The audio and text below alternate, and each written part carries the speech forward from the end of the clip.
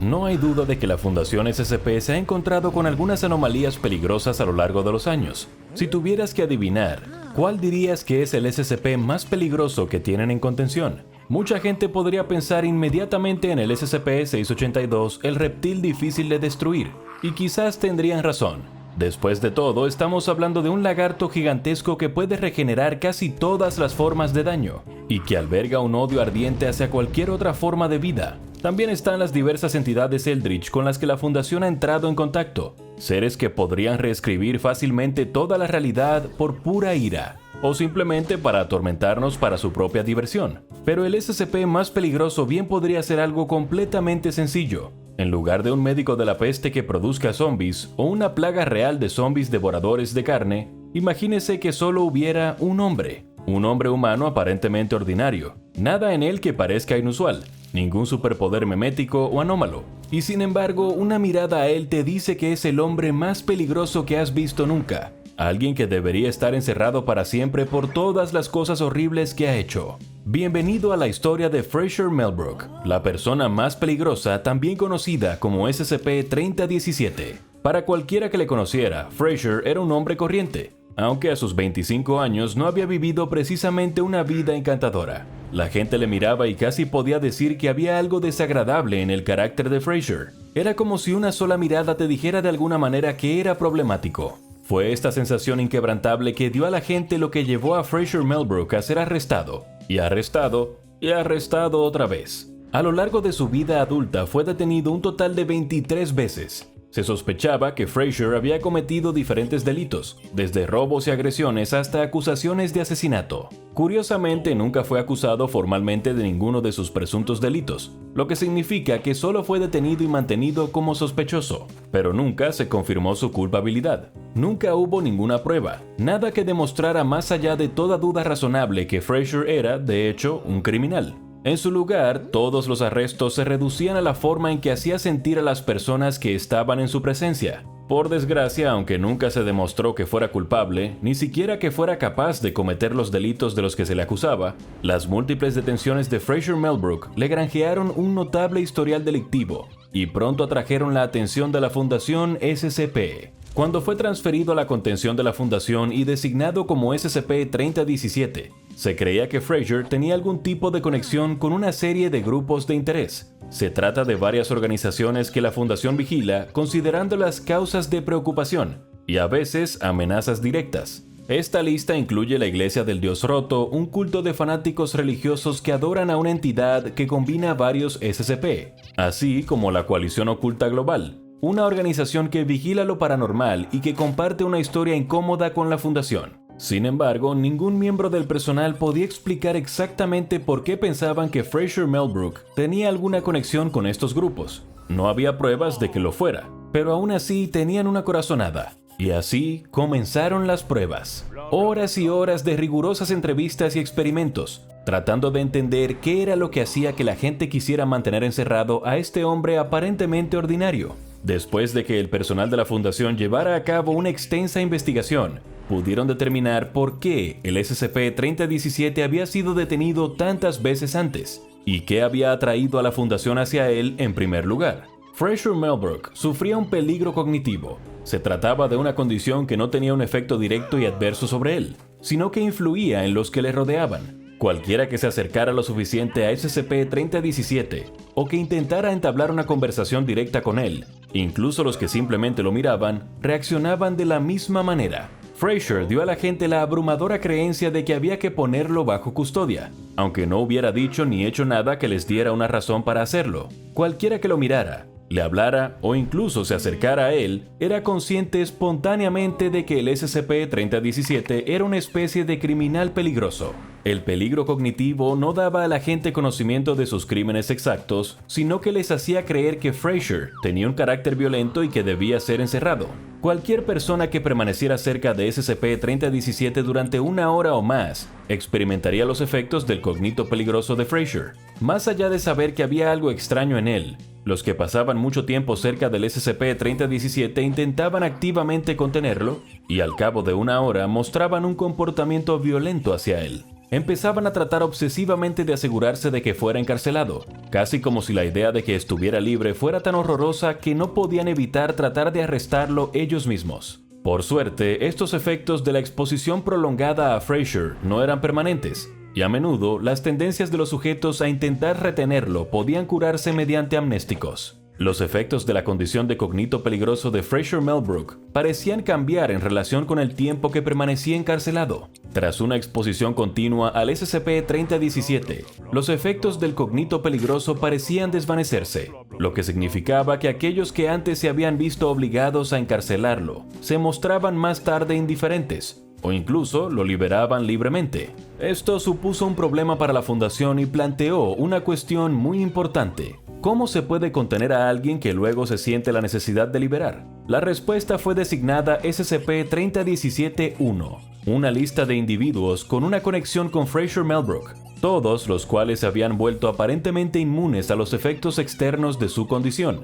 Ninguna de estas personas estaba convencida de que Fraser fuera el violento criminal que todos los demás veían. Entre la lista de nombres estaban los padres de Fraser, Vivian y Beck, junto con sus hermanos, su abuela, sus antiguos compañeros de clase y sus parejas sentimentales, así como su prometida, Nadia. Pero te preguntarás, ¿cómo es que la Fundación SCP utilizó nada más que una lista de nombres para mantener al SCP-3017 enjaulado? Amenazándolos, por supuesto. Los investigadores que entrevistaron a Fraser descubrieron que podían disminuir en gran medida el efecto secundario de su condición, haciendo que se vieran mucho menos obligados a liberarlo. Todo lo que necesitaron fue decirle a Fraser que su familia, sus amigos y su prometida serían capturados, torturados o incluso asesinados si intentaba escapar de la contención. Sin embargo, según la Fundación, esto no impidió que Fraser intentara escapar. Su expediente afirma que realizó activamente varios intentos de romper la contención, todos estos fallidos. La verdad, sin embargo, es que casi cualquier movimiento que Fraser hacía era malinterpretado como un intento de fuga. En una ocasión, mientras intentaba ir al baño, SCP-3017 fue abordado y retenido por un guardia de la Fundación. Verás, Fraser sabía que, al igual que en sus anteriores detenciones, no había hecho nada para merecer ser encerrado e interrogado por la Fundación SCP, pero a los ojos de todos los que le rodeaban, era una amenaza peligrosa.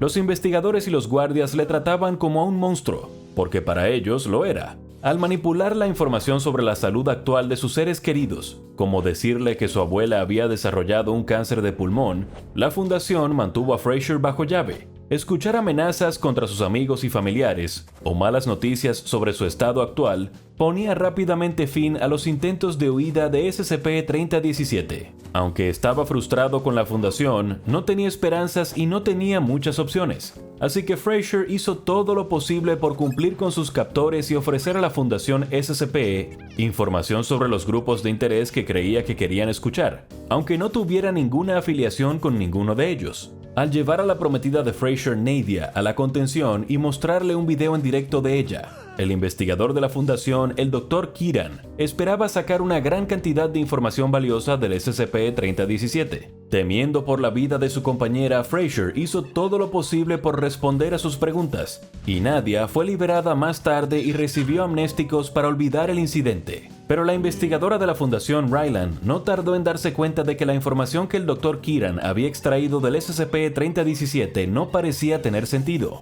Fraser, por supuesto, no tenía conocimiento de ningún grupo de interés, y tuvo que improvisar para proteger a su prometida. La investigadora Ryland se dio cuenta de esto y comentó que la información del SCP-3017 no podía considerarse fiable, pero no estaba segura de si Fraser ocultaba algo o simplemente no sabía nada. Durante otro interrogatorio, el hermano de Fraser, un antiguo compañero de clase y dos antiguas parejas sentimentales fueron llevados a la Fundación y sedados. En una sala adyacente, el Dr. Kieran amenazó a Fraser con una pistola y le obligó a responder a más preguntas. Cada vez que no lo hacía, el doctor amenazaba con disparar a uno de los seres queridos de Fraser. Tras este incidente, la investigadora Ryland volvió a evaluar la información proporcionada por el SCP-3017. Finalmente se dio cuenta de que no había pruebas del historial delictivo de Fraser, ni había nada que lo vinculara a los grupos de interés. Todo lo que la Fundación había pensado de él era solo el resultado de la condición del SCP-3017, y realmente no tenía nada de la información que habían estado buscando.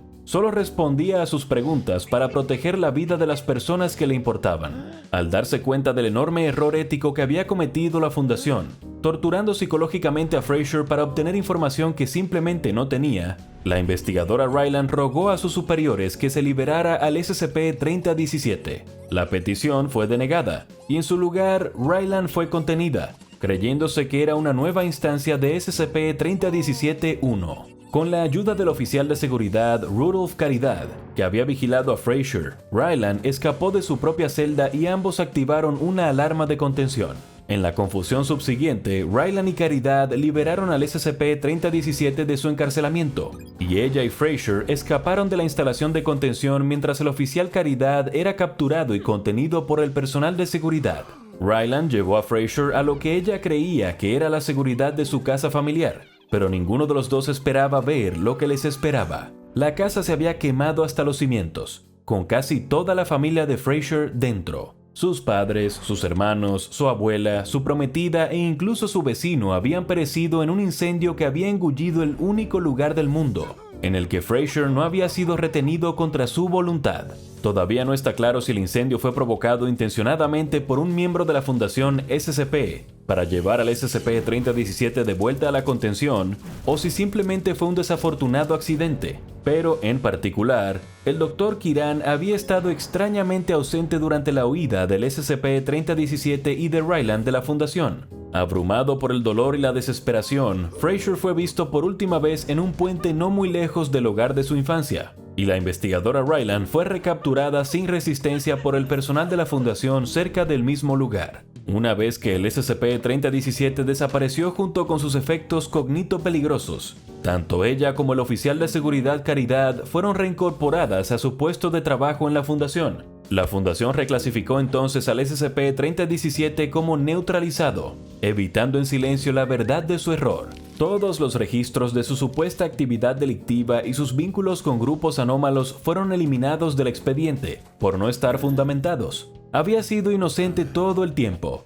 solo un hombre que nunca había hecho nada de lo que se le acusaba y que no merecía ser encerrado. La Fundación SCP había torturado a Fraser, haciéndole preguntas para las que no tenía respuesta, utilizando el amor que sentía por sus seres más cercanos para intentar inducirle a dar a la Fundación lo que quería, y al final puede haber sido responsable del asesinato de múltiples personas inocentes. Tal vez era más fácil para ellos estampar el sello de neutralizado en su expediente que afrontar realmente lo que le habían hecho. La Fundación lleva al menos un siglo conteniendo anomalías y monstruos, pero los monstruos más difíciles de contener suelen ser los que surgen en nuestro interior. Y nada lo ilustra mejor que el monstruoso trato que la Fundación da al SCP-3017. Ahora vea SCP-5094, la escuela para niños talentosos de la señorita J, y SCP-507, saltador dimensional renuente, para ver más historias de la Fundación SCP que tocarán tu fibra más sensible.